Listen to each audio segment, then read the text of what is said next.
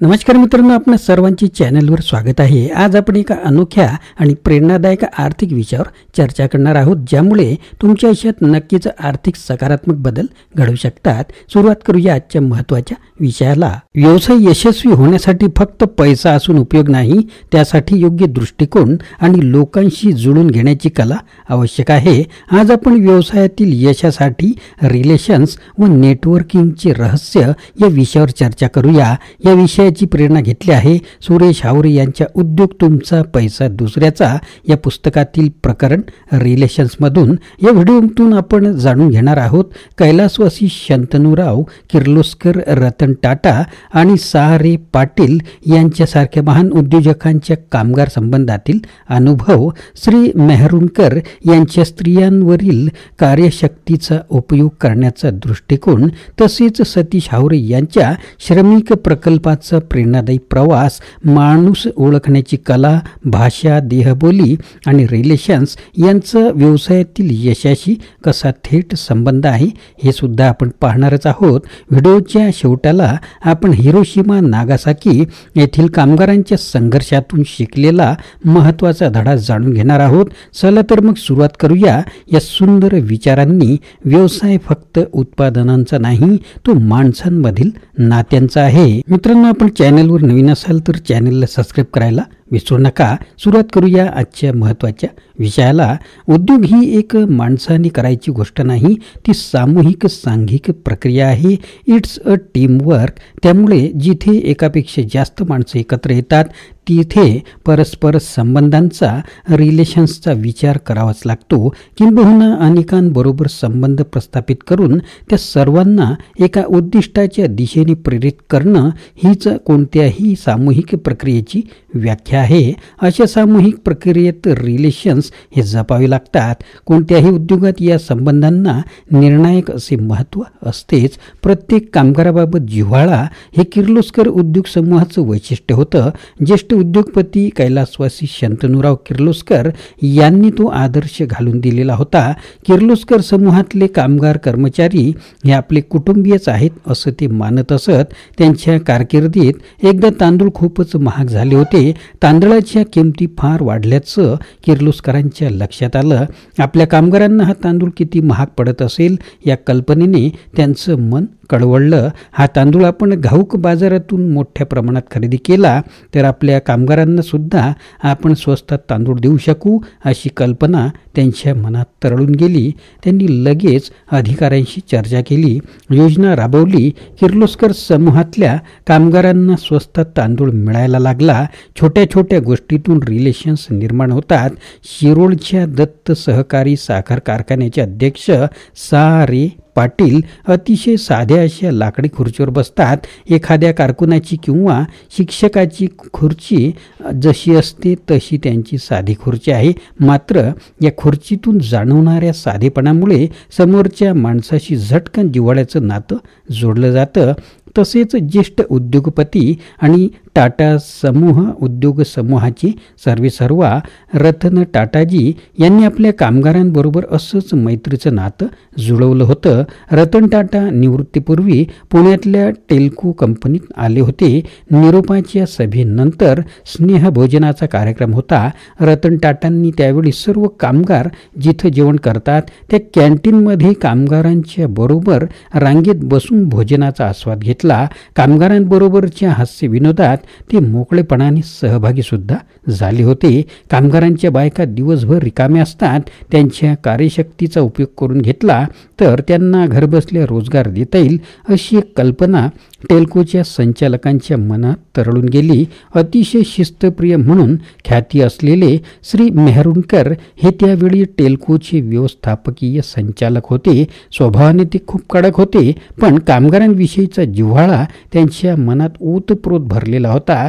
त्यांनी कल्पना राबवली आणि कामगारांच्या महिलांसाठी लोणचं, पापड यासारख्या घरगुती उत्पादनांचा एक मोठा उद्योग सुरू झाला। हावरे बिल्डर्सनी बांधलेला श्रमिक हा गृह प्रकल्प या रिलेशन्सच्या अनोख्या ओढीतूनच साकार झाला होता. सतीश हावरेंचा हा ड्रीम प्रोजेक्ट होता. आपलं स्वतःचं घर असावं असं सामान्य माणसांचं स्वप्न असतंच. या प्रकल्पाने ती स्वप्न साकार केलं. म्हणजे स्वतःचं घर ही कल्पना लाखो किंवा कोट्यवधी रुपयाच्या घरात असते हा समजच या श्रमिक गृहकल्पांनी मोडीत काढला. हातगाडीवाले, फळभाजी विक्रेते, रिक्षावाले, वडापाववाले, चहावाले अशा अतिशय गरीब श्रेणीतल्या 200 लोकांना अत्यंत माफक किमतीत या प्रकल्पात घर मिळाली. सतीश हावरे या बांधकाम व्यावसायिकाने जपलेल्या रिलेशन्समुळेच या सामान्यांचं स्वतःच्या मालकीच्या घराचं स्वप्न साकार झालं. आज ते हयात नाहीत, पण त्यांचा फोटो या श्रमिक प्रकल्पातील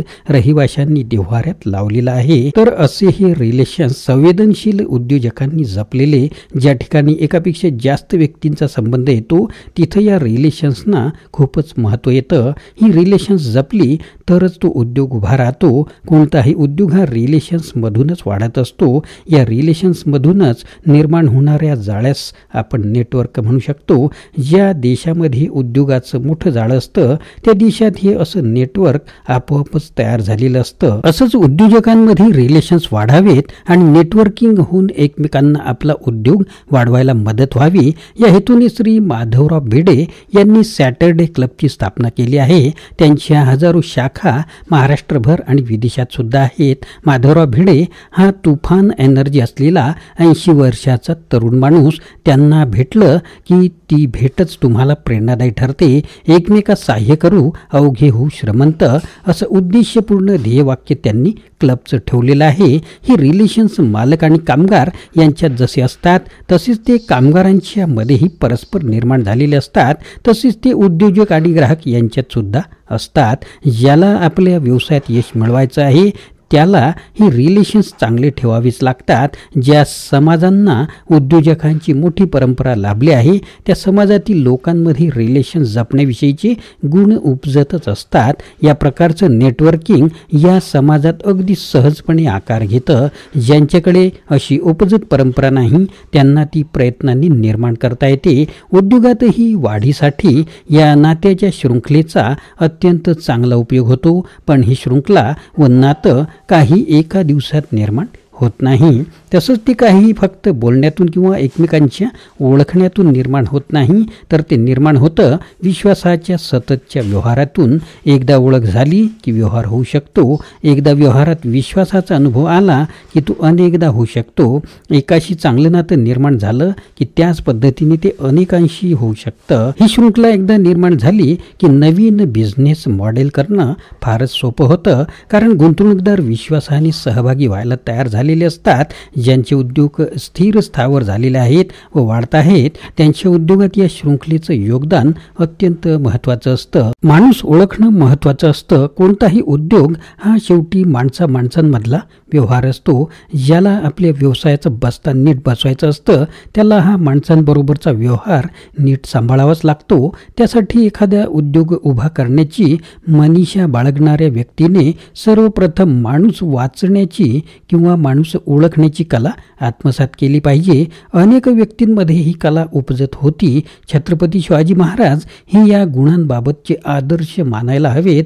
समोरच्या माणसाची पारख असलेला असा दुसरा नेता इतिहासात सापडणं मुश्किल आहे. त्यामुळेच शिवाजी महाराजांनी ज्यांच्याकडे जी कामं सोपवली ती यशस्वी झालीच. ज्यांची काहीही क्षमता नाही असं वाटणाऱ्या अत्यंत सामान्य माणसांकडून महाराजांनी अतिशय अचाट अशी कामं करून घेतली. माणसांमधल्या गुणांची पारख असल्यामुळेच शिवाजी महाराजांना हे जमू शकलं. उद्योजकालाही यशाकडे वाटचाल करताना आपल्या अवतीभोवतीच्या माणसांची पारख असलीच पाहिजे. याचाच वेगळा अर्थ म्हणजे त्यालाही माणसं वाचता आली पाहिजे. प्रति क्षणी येणाऱ्या अनुभवांमुळे त्याची नजर एक्सरे सारखी झाली पाहिजे. माणसाच्या नजरेच्या आरपार जाऊन त्याला त्याच्या मनाचा ठाव घेता यायला हवा. उद्योगामध्ये पैसा असतो आणि पैसा म्हटला की अनेक हौशे गौशे नवशे तिथं जमतात. या लोकांमध्ये निस्वार्थी आणि निष्ठावान कोण आहे, कष्टाळू कोण आहे आणि लोभी कोण आहे हे त्याला थोड्याशा सहवासात कळायला हवं. विश्वासू माणसांचं जाळे निर्माण करताना त्यांनी स्वार्थी आणि बेभरवशाच्या लोकांना खड्यासारखं वगळायला हवं. उद्योजकाची नजर ही समोरच्याचं मन वाचण्याइतकी भेदक असली पाहिजे, पण त्याच वेळी समोरच्याला दिलासा वाटण्याइतकी आश्वासकही असली पाहिजे. उद्योजकाचा संबंध अंतिमतः मार्केटिंग आणि व्यापाराशी असल्यामुळे भेटीगाठीमधून उद्योगाचा विकास हा होत असतो. समोरच्या माणसाचं काम काय हे ओळखण्याची कोणत्याही उद्योजकाला 2 मिनिटात ही ओळख यायला पाहिजे. आपल्याकडे आलेला ग्राहक निराश होऊन जाणार नाही याची काळजी उद्योजकाने घ्यायला हवी. एक वेळ ग्राहकाला हवं ते मिळालं नाही तरी चालेल, पण तो निराश होता कामा नये याची उद्योजकांनी काळजी घ्यायलाच हवी. उद्योजकाच्या साध्यासुध्या बोलण्यातून हे घडू शकतं. येणाऱ्या ग्राहकाचा विश्वास संपादन केला तर पुढच्या वेळी तो ग्राहक त्याच्याकडे येतोच. विशेष म्हणजे उद्योजकाला हे सर्व केवळ आपल्या बोलण्यावर करावं लागतं. आपल्या बोलण्यातून इतरांना दिलासा देऊन त्यांना कायम आपल्याशी जोडणं म्हणजेच रिलेशन्स. व्यवसाय हे फक्त नफ्यासाठी नसतात, तर ती एक नाती जोडण्याची आणि ती सशक्त करण्याची कला सुद्धा आहे. कैलासवासी शंतनुराव किर्लोस्कर, रतन टाटा, सहारे पाटील यांच्यासारख्या महान उद्योजकांनी कामगारांशी जपलेल्या नात्यामुळे त्यांनी उद्योग क्षेत्रात एक अमूल्य वारसा निर्माण केला. माणूस ओळखणे, भाषा व देहबोली यांचा प्रभाव, उपयोग आणि स्त्रियांच्या कार्यशक्तीचा योग्य वापर यासारख्या गोष्टी कोणत्याही उद्योगाला प्रगतीकडे नेऊ शकतात. सतीश हावरे यांच्या श्रमिक प्रकल्पाने दाखवून दिले की श्रमिकांचा आदर केल्यास कोणताही मोठा प्रकल्प साकार करता येतो. या सर्व प्रेरणादायी अनुभवांमधून आपण शिकूया की व्यवसायातील खरी गुंतवणूक पैशात नसते, ती असते माणसांमध्ये, नात्यामध्ये आणि नेटवर्किंगमध्ये. तुमच्या व्यवसायात नाती जपण्याची सवय लावा, कारण यशाचा पाया पैसा नव्हे तर माणूस आहे. आता या विचारांसोबतच आपल्या व्यवसायाचा आणि नात्यांचा प्रवास समृद्ध करूया. आता आज आपण इथेच थांबूया. मित्रांनो, आशा आहे की तुम्हाला हा व्हिडिओ आवडला असेल. कृपया लाईक करा, शेअर करा आणि तुमच्या मित्रांसोबतही हा व्हिडिओ शेअर करा. चॅनलला सबस्क्राईब करा आणि आमच्यासोबत या शिक्षणाच्या प्रवासात सामील व्हा. पुन्हा भेटूया अशाच प्रकारच्या आगळ्या वेगळ्या व्हिडिओमध्ये. धन्यवाद.